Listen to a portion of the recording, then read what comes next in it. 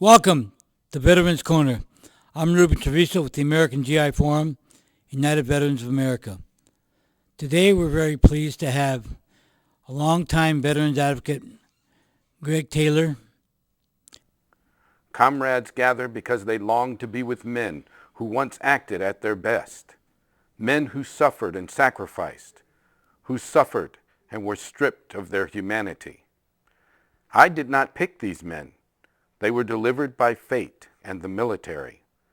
But I know them in a way I know no other men. I have never given anyone such trust. They were willing to guard something more precious than my life. They would have carried my reputation, the memory of me. It was part of the bargain we all made, the reason we were so willing to die for one another. As long as I have memory, I will think of them all every day.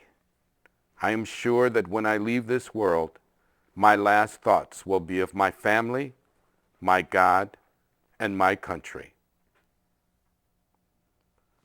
The Brotherhood. Original author unknown. Duty. Honor. God. Country. That's what American veterans are about. Greg, you work presently for the Long Beach Veterans Hospital, correct? Right. And you're a peer counselor, and you're also a strong veterans advocate, correct? Right. One of the original peer support specialists for the state of California. You have peer specialists that are out there. Their job is to intercede and support veterans in mental stress, physical stress, financial stress. However, when you're certified by the state, that gives us a little bit more clout. And that certification is used to help make sure our program endures. There's a lot more about the peer support program that I'll bring to you in a future take. Okay, now tell me about this Habitat for Humanity homes for veterans in Southern California. The reason why I brought that to your attention, a lot of veterans that are homeless have been given shelter now. A lot of attention has been given to a lot of the disabled. But how do they own their own homes? How do they get to that point? Basically, they can go and apply for volunteer work with Habitat. What that does is give them a certain amount of hours built towards a home that they can actually own. And all they have to do is go down and register. It's what, approximately 100 hours sweat equity to be built on 12 home communities in Sylmar and 87 home communities in Santa Clarita right now, correct? Right now, and throughout the state of California, they have other sites that they're actually forming. And it doesn't mean you got to put in the sweat equity. You can actually volunteer to work inside of the shop. Oh, you can? Yeah, you could be a disabled wheelchaired vet. You could be some guys cannot get out there and pick up wood and put the hammer. Anywhere where you get in, you fit in. So the financial, I guess, spectrum is $45,000 to $83,650 a year. Right. So within that category, then they qualify for homes for the home Habitat for Humanity homes. Exactly. Okay, so who do they got to call to get involved in Well, this? basically, the number's on the form there. I don't have it on top of my head. Okay, it's go to listserv at listserv.state.cal.gov. The phone number to contact is area code 916-853-2192. For homes for veterans with Habitat for Humanity, that's area code 916-653-2192.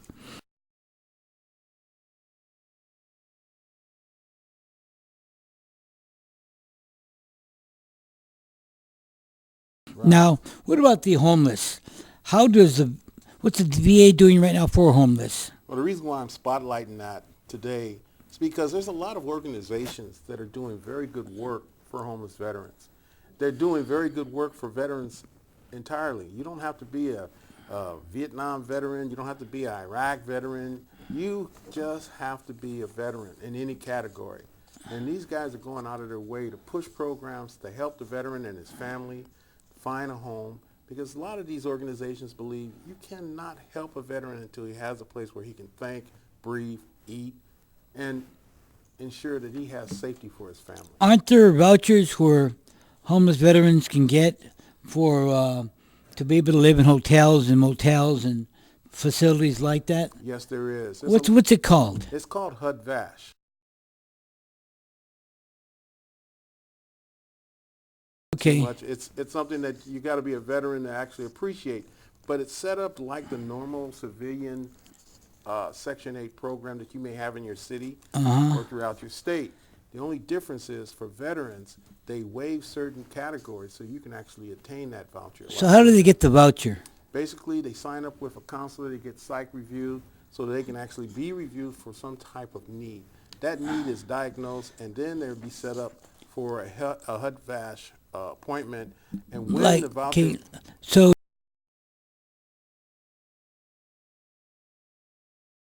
does a veteran have to be homeless living on the streets? No. Or do they have to be living in a garage or someone's room or the living room? Or I'm glad you asked that question, Ruben, because last time I was on the show, I didn't have the categories in their order. Correct. Category 1 is considered currently residing in permanent housing and at risk of losing their home and become literate, homeless, but need assistance. Category 2, the veteran family must be chronically homeless, scheduled to become a resident of a permanent housing within 90 days, pending the location or development of suitable permanent housing. Okay. Please repeat that. Category 2, the veteran family must be chronically homeless, Okay. scheduled to become a resident of permanent housing within 90 days, pending the location, or at risk of remaining literally homeless, but no assistance, strongly encouraged, but not required, because nobody can help them. Right. Persons who are homeless include persons who at the time of application or reassessments are literally homeless, fleeing domestic violence. Right. Fleeing domestic That's a big, violence. okay, so if a woman or a man have fear of their life, Right. then they can go straight into the category 2 Right. to be able to get a VASH voucher for Section 8 to have a place to secure themselves and their family. Exactly. Because many of the women are coming with children. And more importantly than that, an unaccompanied youth under the age of 25 of age, or families with children and youth who are chronically homeless and have not been housed in the previous 60 days and have 2 moves or more during the previous 60 days and can be expected to continue in such status. This is real important, because a lot of times people feel that, hey, there's no hope here. Right. And then you go down to places like... I mean, we've got 22 veterans a day committing suicide. Exactly. And a lot of them are on this, that are homeless, that are fear of where they're going to live at, where they're going to eat at next. Right. And it's this great state of depression that causes those suicides. Right. And another thing that's kind of disillusioned, a lot of veterans think that just because they got kicked out with a BCD, that What's a BCD? a bad conduct discharge. Okay, what about general discharge? Yeah, general discharge, BCD, you name it. You're not getting a full honorable discharge because of one reason or another. Just think of it like this: you're a vet, you served in Nam, you served 18 and a half years, and all of a sudden you just had a little mind warp, and you just went crazy, or you just did something that was kind of like You smoked the wrong cigarette. But you got 2 Purple Hearts, and you served this country well. You're taking it for the country, and all of a sudden now they say, well, you got a BCD. So in your mind, you physically are saying, I can't get any help. Or worse than that, just say you were a veteran that served during that era, but you just happen to be someplace like Hawaii, but you were shipping out a whole bunch of bombs, and you're doing a whole lot of chemical work, and you're messing with Agent Orange. But hey, I wasn't in the area. Well, guess what? You can be helped too. There's a lot of talk right now giving veterans a more broader spectrum. A broader spectrum for inclusion of the programs. Exactly. But we can't bring that attention up until those veterans are known. And how do they get known? Your voice shows up. Communication. We need to hear from those veterans. We need to have a formal sit down and say, look, congressman, senator, or your district person who's sitting on your council board, we're all veterans. Anybody that's gone through basic training has at least 2 weeks of going through that hell. You have some 2 weeks. Yeah, well, either first day of waking up sometime. It's in the Army, I think it's 8 weeks, and in the Marine Corps it's 12 weeks. Yeah, but in the Marine Corps, it's like the first 48 hours, buddy. You Yeah. just get off the pot. But Right. you got a form of PTSD that nobody really understands. Okay? You know, and the one thing I always bring out to these younger vets, don't get it twisted. You're serving this country, whether you're in country, overseas, whatever it takes. Don't get mentally stressed just because you went through a little depression because you're not with mom and pops no more. You're serving the country. You're doing a job for this country. You deserve the best. And when you come out, you deserve the best. You went in with all your teeth. You went in feeling good. You come out, you need to get these things annotated. You need somebody to say, hey, we have a home for you. We have a program for you. Like many times when you're applying for a benefit, I mean, you went in perfect health. They made sure you were in great shape. Made sure you had all your faculties together, and you're, clear thinking, conscious, logical. And then if there's anything nuance or anything different, then it's affected you. Exactly. It's affected you one way or another. And just like Paul had read the statement earlier, there's nothing more honest in your heart than the comrade that you left behind, or the one that you served with that came back mentally deranged, and you're sitting here wondering, am I just that mentally deranged? Well, not necessarily mentally deranged, just a little off kilter. Just a little off kiltered. But think of it like this. You serve this country, you have 2 arms, 2 legs, nose and eyes, and you come back missing something. Or you come back missing 3 of something. And all of a sudden people look at you, oh, no, that's not what we should do. We shouldn't pity the soldier. We should help the soldier. We should support the family. We should give them everything we can because they gave us everything they could for our country. Yeah, and I think that's an important distinction that you just made, which is that whether you went overseas or you were right here on the home front, Right. You sacrificed for this country and you gave your all. Because actually you belong to the government as soon as you sign that dotted line. Your government property. You're government property. And so we're all government property no matter where they send us. Right. And, you can suffer from PTSD even on the home front. Right. It doesn't necessarily have to be in a battlefront. Right. As a matter of fact, when you consider the amount of American vets who actually saw action compared to the amount of vets who were actually in the service at that time, it's only something like, 10%, 20%? Less than 10%. Less than 10% actually saw. The rest of the veterans, Is all supportive. 90% were supportive because it takes 10 to support. Right. one The man ratio on the is field. 10 to 1. 10 Right. to 1. So, that's an important distinction. Well, not just that too, Paul. I'm glad you brought that up. But remember, all military forces, armed forces, have been served by people of color, religion, and sex. Regardless of what people may think, we're a society within a society. And when you talk about Latino Americans, or you talk about Black Americans, or white Americans, no, it's just one color. It's all military. And these guys do their best. These women do their best to get up every morning as soldiers, military personnel, and they go out there with the idea that they may not come back. If you have to listen to the horror stories I have to listen to sometime as a peer support specialist, counselor, talking to people in the field, in the streets, oh my God, Greg, I don't know what I'm going to do. I can't afford it. And I said, you're a vet? Get your butt down to the VA right now, and I don't want to hear can't. We got a can do for you. That's good. Mm-hmm. I mean, quite often it's little things, that affect you. Did you get pneumonia? Did you break a bone? Did they crack your kneecaps or something like that during training? And the thing is, you're government property. And if the government wants to pursue it, they can court-martial you for destroying government property. That's right. Because you belong to the government. That's right. And even after you left the service, depending upon what kind of training you've had for how long, they can still call you back years after you have left the service. That's right. That's right. Which is why a lot of people are required to go into the reserves after they leave. That's right. And even after the reserves, for certain training categories, they can still call you back. Like right now, how many American soldiers that know Russian are being notified or called because of their knowledge of Russian. Right. That's right. And on top of that too, Ruben, we come with a special category. Military people do. For each military person, back in the days when I was going in, I think it was something like $23,000 or some outrageous amount of number for each individual to be trained, just through basic training and to go through your specialist school. Okay, that's additional money. Now you think everybody that goes through these training, we're worth all that much money to train, but yet when we come back, we're not even worth the dollar that we could stand on because nobody gives a darn. I mean, look at the pilots. What they spend, over $500,000 to train one pilot? Right. And he's 21, 22 years old? Right. And they give him an airplane that's worth $1 billion? Right.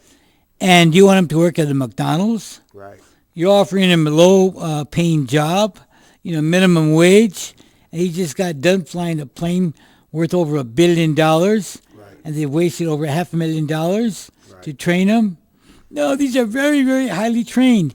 And in today's armed forces, they're very technical, electronics and all this great stuff. You just have to watch the young GIs when they come home, watch them on the computer, watch them on their smartphones.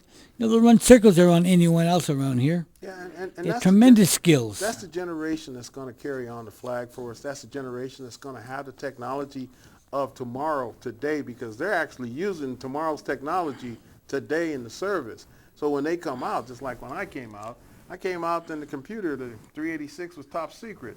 All of a sudden it was just sitting on somebody's backyard used for, flipping hot dogs on and stuff. So I'm sitting there going, oh my God. But no, not oh my God, this is oh my country. We've moved so far. We have advanced so much. And I'm not saying people don't take notice, but if you're a vet that's sitting out there and you have problems, don't sit there and say you can't communicate, because the door is wide open. And this administration right now has opened doors for veterans, and if we don't utilize everything we have, we got veteran program for homeless, we got veteran program for disabled, we got anything you want for veterans right now. But if you don't show up,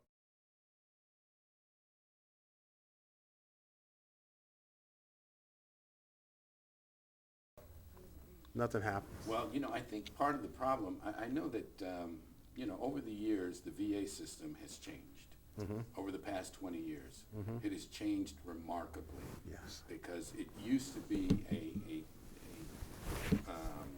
a system that really wasn't helping the vets 20 years ago, 30 years ago. And now there's programs, but there's still the problem of reaching out to the homeless vets, of reaching out to the vets who are disaffected, who are not a part of what's going on in society. And I notice that when I'm out there myself and I meet a homeless vet, and I ask him, well, have you been to the VA? Have you talked to anyone at the VA? Have you discussed this? Has anyone come by to talk to you? And they're like, no, nobody's there for me. Nobody's going to help me. I'm on my own. And I try to tell them, no, you're not on your own, but they don't believe it.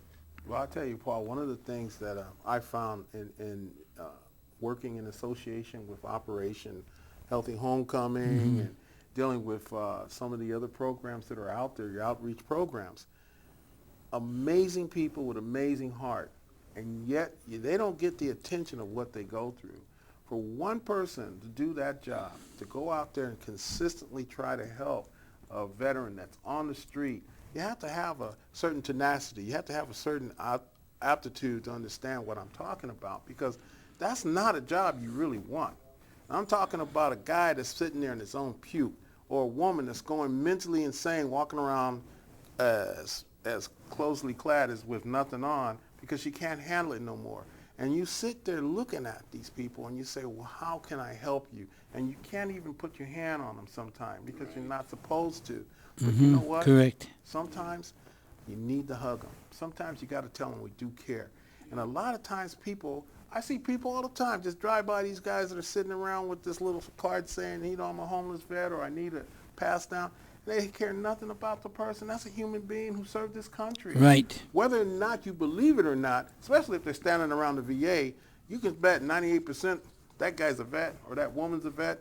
The kid is a family member of a vet, and we just casually go on down the street because we don't care. They're close to the VA because of the health care needs. Exactly. And when they get real sick, they go into the VA. Right. As a matter of fact, many of these individuals are highly trained and highly skilled.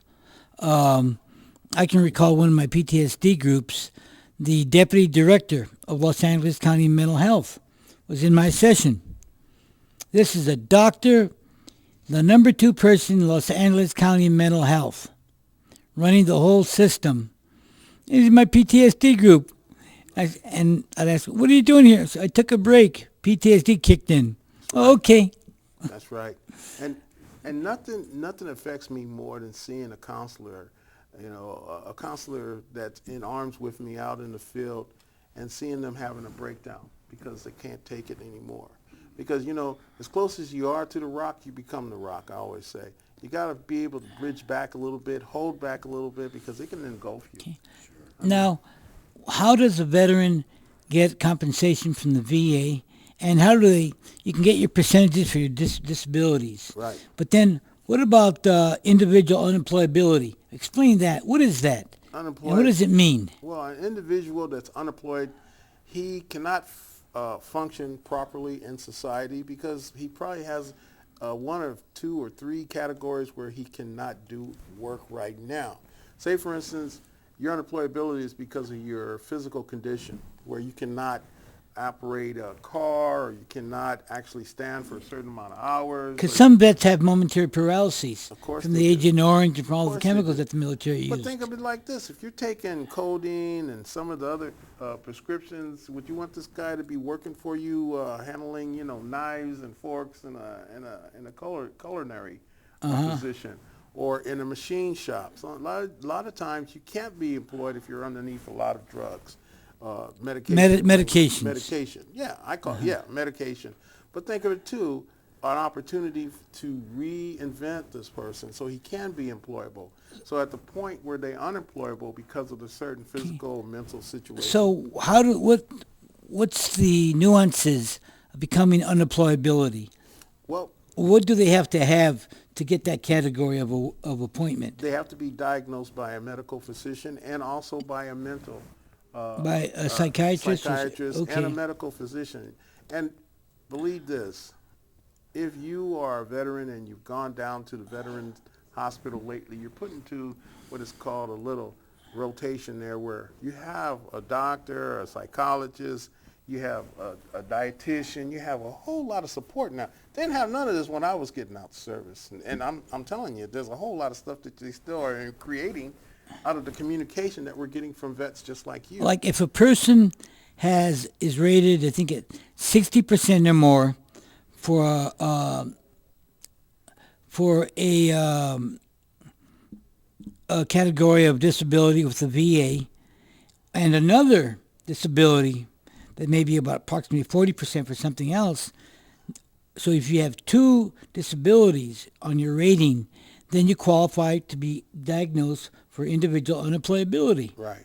It's a combination. If you got 2 things, flat feet and cauliflower ears. Right. Or maybe just bad lungs.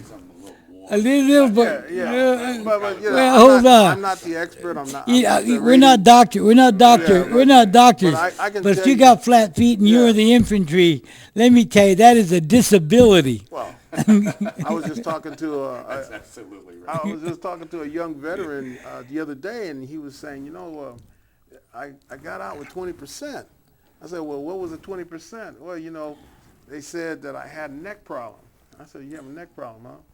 But then he said, my back's been hurting me, my knees are hurting me. I said, well, why don't you go and get some further counseling and see what the heck, because he was a paratrooper. Oh, no. First thing with He's paratroopers. jumping out of a plane with, almost 100 pounds on it. You got 100 pounds on your back. But, You're coming down at 90 miles an hour. Exactly. Landing the wrong way. Yeah, Jams up your spine. exactly. And there goes your spine. There goes your hips, your ankles, your knees. And who's to say if you come back with totally nothing wrong with you that you haven't seen something that might affect you years down the line? There's one thing that they don't do. They don't give you a full psych review when you come out of the service. They just say, okay, buddy, and you say your time is up. But then again, And you just want to get out of there. yeah, but you got to be psychologically reviewed at least 3 years at a time, just like they tell you to go in and check to see if you got cancer. You should get a little mental review there, because sometimes you're dealing with things that you don't know is stress, called PTSD, and you don't think it's nothing normal. You're not abnormal. But that's one of our major problems, though, right now, is the PTSD classification. It's a really difficult situation because PTSD is reserved in the or it seems to be reserved in the medical community for vets who are on the line. Right. It doesn't seem to include any vet who wasn't on the line. Right. Even though they may have served, let's say they were in Blue water. Yeah, But they weren't in blue water. They were actually sitting off the coastline. They never even stepped on to the soil. But You don't have to. You don't have to. Right. Right. You're still going to get a lot of pressure, a lot of tension. Well, You're working 18 to 20 hours a day. Right, and so you have a lot of vets. You have a lot of homeless vets. Right. Who have gone through the stress. And let me just say, I remember when I went through basic training, we had a veteran who he was going through basic training, and he was so stressed out by the basic training that every time he saw a drill sergeant, he would start hyperventilating. Yeah. Oh, do you blame them? And we had to give him a bag, Right. and he was hyperventilating every time. All he had to do was see him. And, they had to release him, because, The mental anguish he was going through. Let me tell you how severe it can become. Some friends of mine have shared it with me. One of my friends had someone in their unit that would vomit, during in the Marine Corps with all the stress.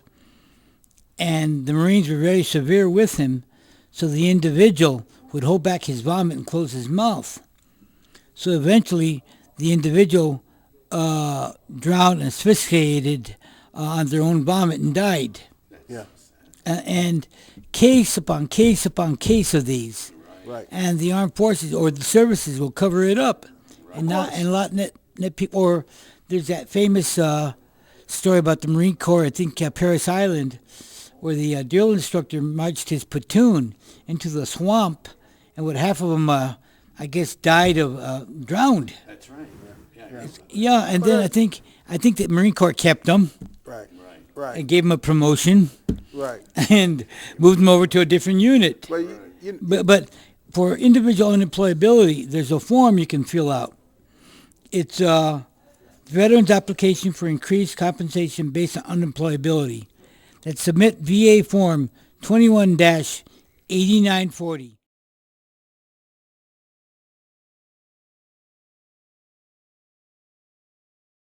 For increased compensation based on unemployability.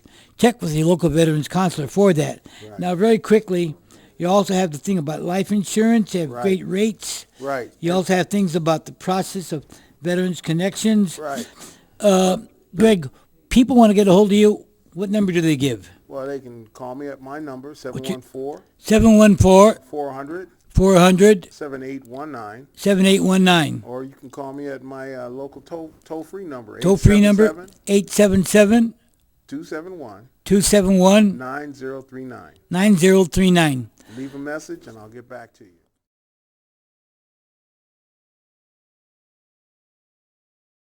I want to thank Paul Robinson and Greg Taylor for being on the show. And I'm Ruben Treviso, at Veterans Corner, American GI Forum. Thank you. Thank you.